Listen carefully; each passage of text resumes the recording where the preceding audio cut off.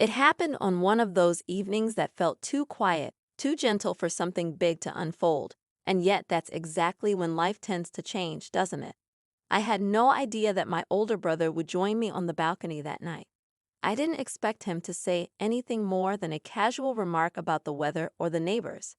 We weren't the kind of siblings who shared secrets or went deep into feelings. We coexisted, warmly, but from a distance. But when he sat beside me under the dim sky, looked out into the darkness, and slowly began to speak, I could feel something shift. His voice was quiet. His words were careful, and what he said next made me see him, and myself, in a completely new light.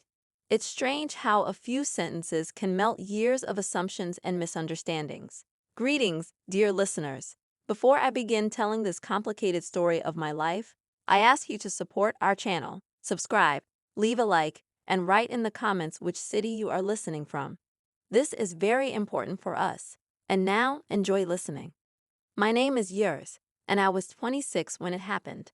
I had moved back into the family house after living on my own for a few years. Things hadn't gone the way I'd hoped in the city. Career setbacks, a breakup, and a gnawing exhaustion I couldn't quite explain. So I came back to the quiet suburb I once couldn't wait to leave. Back to the house with its squeaky wooden floors, where the hallway still smelled faintly of cinnamon and old books, and where my brother, man's name, still lived. He was 3 years older than me. We were never close, not in a bad way, just different rhythms. He was the quiet, observant type, thoughtful, but distant. He always seemed to know things but kept them to himself, like he lives slightly apart from the rest of us. While I was expressive and open, man's name was the one who spoke when it truly mattered. That evening, the house was unusually still.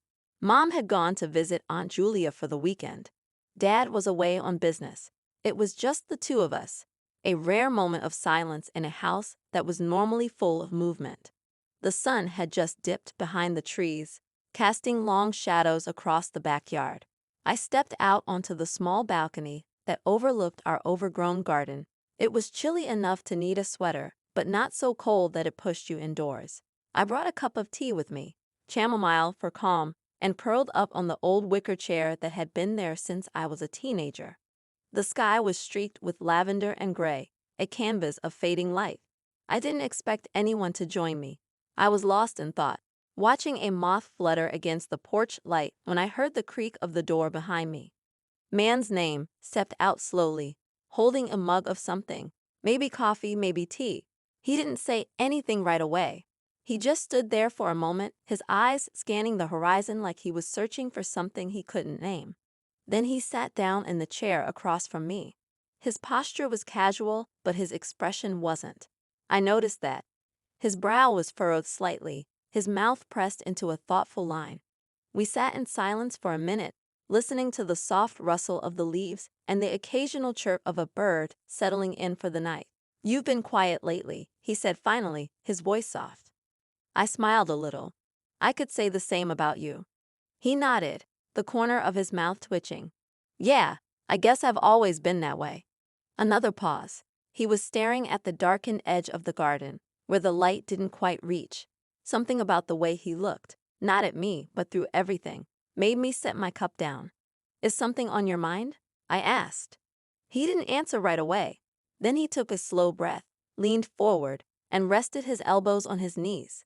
"You know, I used to think you were the brave one." That caught me off guard. "What do you mean?"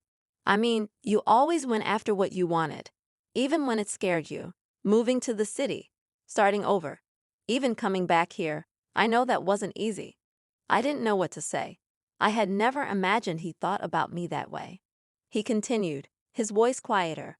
"I've been stuck, years, for a long time, and I didn't know how to say it. I didn't want anyone to see it." The wind picked up slightly. I pulled my sweater closer around me, but it wasn't the cold that made me shiver. "I've been dealing with something," he said. Something I didn't want to admit. I waited, not pushing, just letting him speak. "It's not depression, exactly. Not in the way people talk about it. It's more like I wake up and everything feels dull, like the color's been drained out of the world. I go through the motions. I go to work. I eat. I sleep, but I'm not really there. And I've been like this for years." My chest tightened. I had no idea. He looked up at me finally, his eyes glassy but steady. I didn't know how to talk about it. Not with mom and dad, not even with you. But then you came back, and I saw how tired you looked, and how you still smiled. You still tried. I swallowed hard. I've had my moments, I admitted. More than I care to count. I know, he said, and that's what made me realize. Maybe I'm not the only one. Maybe I don't have to keep this bottled up. There was a long silence between us then, the kind that speaks louder than words. I reached out and touched his hand. It was a simple gesture, but it felt monumental. I'm glad you told me, I said quietly. I'm really glad. He nodded, looking away again, but I could see something shift in his posture, a softening. A weight lifted, just slightly. That night, we sat there for over an hour, talking, not just about his feelings or mine, but about memories, regrets, the strange comfort of coming home, and how sometimes the people we think know us the least are the ones who actually see us the most clearly. And as the stars began to peek through the clouds, I realized something. We weren't just siblings anymore. We were two people, quietly reaching out across years of unspoken things, finally meeting in the middle. That was the beginning. I didn't know it then, but it was the start of a quiet, powerful shift in both our lives, and in the way I saw the people I thought I already knew. The next morning carried the same stillness as the night before, but something about it felt different, like the air had been cleared of an invisible weight. I woke up earlier than usual, the soft, golden light filtering through my curtains, casting long slants of warmth across my floor. For the first time in months, I didn't feel the usual dread tugging at my chest. Instead, there was a kind of quiet anticipation I couldn't explain. I found man's name in the kitchen.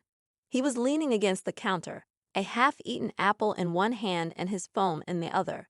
He glanced up as I walked in, his eyes meeting mine with a familiarity that hadn't been there before. Not forced or polite, real.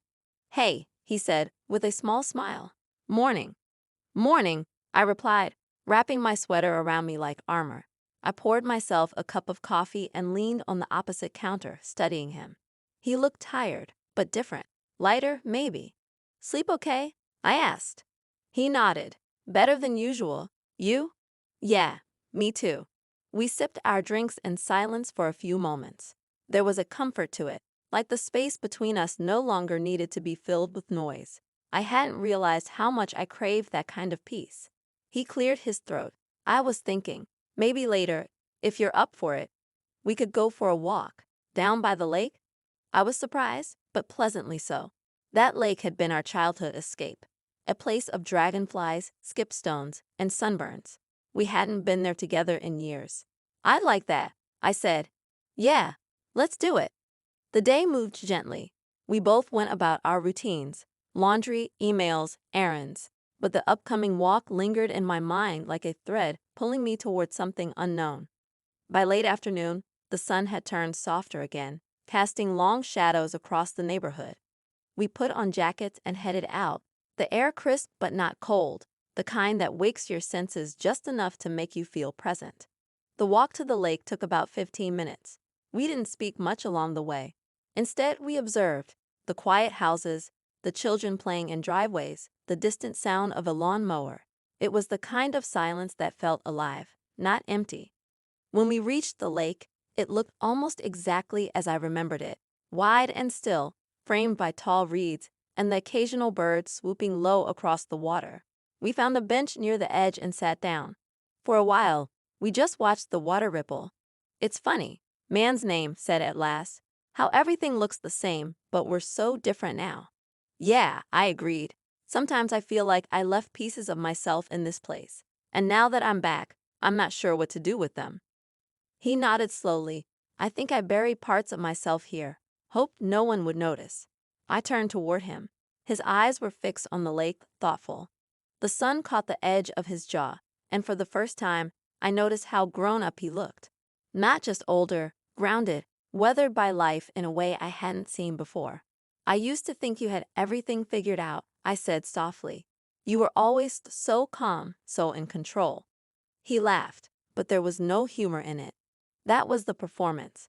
I thought if I kept it all together on the outside, maybe the inside wouldn't fall apart. And did it? I asked. He hesitated. Not all at once, but little by little, yeah, until it felt like I was just pretending to be someone I wasn't. A breeze stirred the surface of the lake, sending a shimmer across the water. I pulled my jacket tighter around me. I get it, I said. I've done my share of pretending too. He looked at me then, really looked, and something in his gaze softened. What happened to you in the city? Years? You never really said. It took me a moment to answer. I hadn't told many people. Partly because I didn't want to sound like I was complaining, but also because I hadn't fully processed it myself. I thought I knew what I wanted. I began. I chased this idea of success, the job, the apartment, the relationship, like checking off boxes, but nothing felt real. It was like I was living someone else's life. He listened quietly, his hands resting loosely in his lap. And then everything started falling apart. I continued. The job wasn't what I hoped for. The guy I was with, well, he turned out to be more in love with himself than with me. And the more I tried to keep it all together, the more I unraveled. Until one day, I just packed a bag and came home. He didn't speak right away. Instead, he reached into his coat pocket and pulled out a small pebble, smooth and gray. He rolled it between his fingers. I used to come here by myself sometimes, he said. Even after you left, just to sit, think, try to feel something.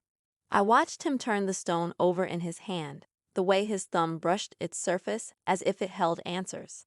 I never knew, I whispered. He looked up. That's the thing, years. None of us really know what the other person is carrying until we ask. Until we actually listen. That hit me in a place I hadn't expected, because he was right. We'd lived in the same house for years, passed each other in hallways, shared meals and holidays, and yet we hadn't truly seen each other. But now we were. As the sky deepened into dusk and the last rays of light kissed the tops of the trees, I felt something shift between us again, not dramatically, not with fanfare, just a quiet, unmistakable knowing. We weren't alone in what we felt, and for the first time in a long time, we were finally beginning to speak a shared language. And that, I realized, was the beginning of healing, not in grand declarations, but in slow walks by the lake, confessions made under fading skies, and the gentle return to one another after too long apart. The following week unfolded with a quiet rhythm that felt new, yet strangely familiar. Something unspoken had settled between me and man's name. Not a burden, but a presence, a recognition. As if after all the years of growing up in the same house but in separate worlds, we had finally begun to walk side by side in the same one. He didn't retreat into silence like he might before, and I didn't fill the space with meaningless chatter. We found a balance, making coffee together in the mornings, sharing short conversations over meals, trading small glances that said more than words ever could. It wasn't that we suddenly became best friends. It was more honest than that. It was understanding. One evening, a few days after our walk to the lake, I was curled up on the living room couch with a book in my lap that I hadn't really been reading. The house was quiet, save for the hum of the refrigerator and the distant sound of crickets just outside the windows. Man's name walked in, holding 2 mugs of tea. He handed one to me without a word and then sat down on the far end of the couch. Chamomile again? I asked, sniffing the steam with a soft smile. It seemed to work last time, he said, a little shrug in his voice. We sipped in silence for a bit, the kind that didn't itch anymore. Then he said, out of nowhere, do you remember that night in high school when I picked you up from that party? I blinked. I hadn't thought about that night in years, the one where I lied to Mom and said I was sleeping over at a friend's, and then got stranded when my ride bailed. He nodded. You called me at midnight, practically in tears. I was 15, I said, laughing softly. And you didn't even yell at me. You just drove out, picked me up, and said, don't tell Mom. Just don't make it a habit. He smiled, staring down at his cup. You look so small in the passenger seat, like you were trying to disappear into your hoodie. I was mortified. I know, he said, then quieter. But I was proud of you for calling me. That made me still. I never told you that, he continued, but I felt like you trusted me. And that meant something. I looked at him, and for a second, he looked like the version of himself I used to admire from afar. The brother who always seemed older than his years, who had this quiet strength I didn't understand but leaned on anyway. I did trust you, I said. I still do. He nodded slowly, absorbing the words like he needed them more than I knew.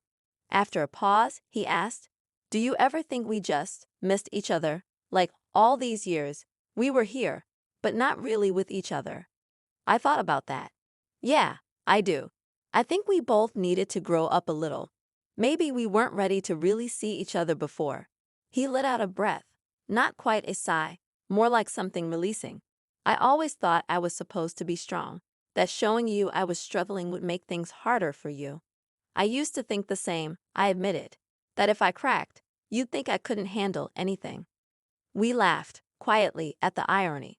The truth was, we were two people trying to protect each other from our own vulnerability, not realizing that what we needed most was to be open, not armored.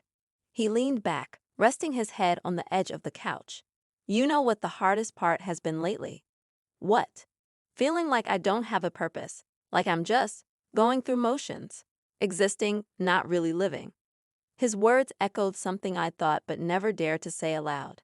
That creeping fear of being ordinary, of being left behind, of life becoming a loop you couldn't escape.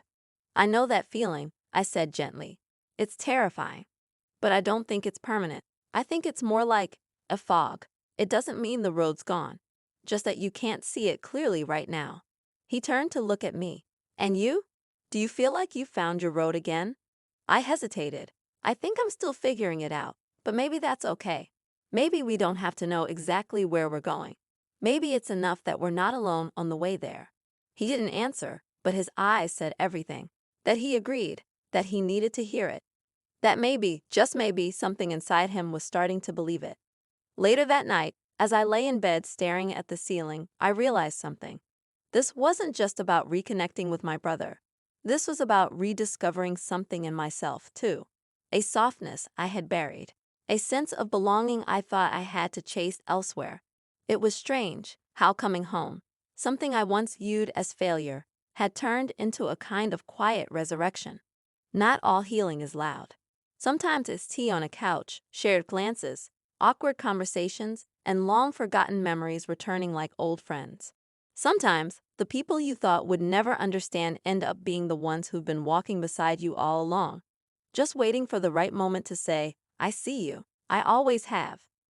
The morning after our quiet conversation on the couch, I woke to the sound of soft rain tapping against my window. It was the kind of rain that made everything outside blur slightly, like the world was being gently washed clean. I stayed in bed longer than usual, listening, breathing. I felt different, not entirely changed, but shifted somehow, grounded. There was something about hearing man's name admit he felt lost that had done more than open a door between us. It had cracked something open in me, too. For so long, I had looked at him as the one who never needed anything, who was steady while I wobbled. But now I saw him more fully, and maybe, for the first time in a long time, I saw myself more clearly, too. When I finally made my way to the kitchen, he was already there. He was standing by the window, watching the rain, a half-eaten piece of toast on his plate. He looked over when I walked in and gave me a smile, warm, easy. "Still like rainy days?" he asked. I smiled back. "Always. They make everything feel slower, softer." He nodded. "Yeah, me too." We ate breakfast in companionable silence, the rain providing a gentle soundtrack in the background. I found myself watching him. The way he chewed absent-mindedly, the way his eyes still seemed to search for something even in stillness. I wondered how long he had felt like that. Floating, waiting. "I've been thinking," he said after a while, setting his mug down, "about maybe seeing someone, a therapist, I mean." I looked up, surprised, not because I doubted he needed it, but because it was the first time he'd said it out loud. "That's a good idea," I said, keeping my tone gentle. "It's not weakness, wanting help." "I know," he said. "I think I just needed someone to say it without making it feel like judgment." "I get it," I said, nodding. I needed the same. He looked at me, then really looked, like he wanted to memorize the moment. "Thanks for not pushing, for just being there. You did the same for me, more than once." He smiled, the kind that's real, that starts in the eyes. I guess we're better at this than we thought. Later that day, we took another walk. This time, no destination. Just two siblings in step, umbrellas in hand, weaving through the wet streets of our old neighborhood.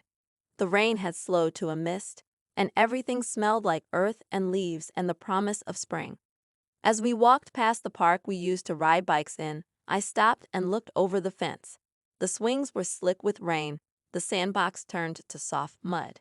"Remember that time you dared me to jump off the top of the slide?" I asked with a laugh. He grinned. "And you actually did it. Landed flat on your back." I couldn't breathe for a full minute. "I thought I killed you," he said, chuckling. I was ready to confess to Mom right then and there. We both laughed, the kind of laugh that bubbles up from somewhere deep. It felt good. It felt like being young and free and safe all at once. When we got back to the house, the sun had begun to peek through the clouds, casting golden light across the wet lawn. I paused on the porch steps, looking at the sky, feeling something like peace settle into my bones. That night, I sat back out on the balcony. The rain had cleared, but the wood was still damp, and the air carried a soft chill. I brought out a blanket and a cup of tea and settled into the chair, just as Man's name stepped out behind me. "Thought I might find you here," he said. I smiled. "It's my favorite thinking spot." He sat beside me again, just like that first night. We didn't say much for a while. The stars were just beginning to show, blinking slowly into view. It was quiet, safe. "You know," he said eventually, "I think we needed this. Both of us. A reset." "Yeah," I whispered. "We really did." He leaned back, exhaled slowly.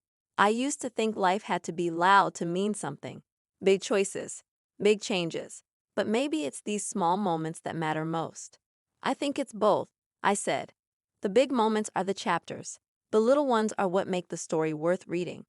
He glanced over at me, his eyes soft. "You always were better with words." I nudged him gently with my shoulder. "You've got more in you than you let on. You just needed someone to remind you." We sat there until the stars multiplied, until the night wrapped around us like a soft coat. I didn't need a grand ending or a perfect resolution. What we had now, this shared honesty, this new beginning, it was enough. When I eventually stood to go inside, I looked at him and said, "Let's not lose this, okay?" "We won't," he promised, and I believed him. Sometimes, the most powerful changes come not with fireworks, but with whispers in the dark. A quiet confession, a cup of tea, a shared silence that says, "I'm here, I see you." That's how things changed between me and my brother. Not in a way that anyone outside might notice, but deeply and forever.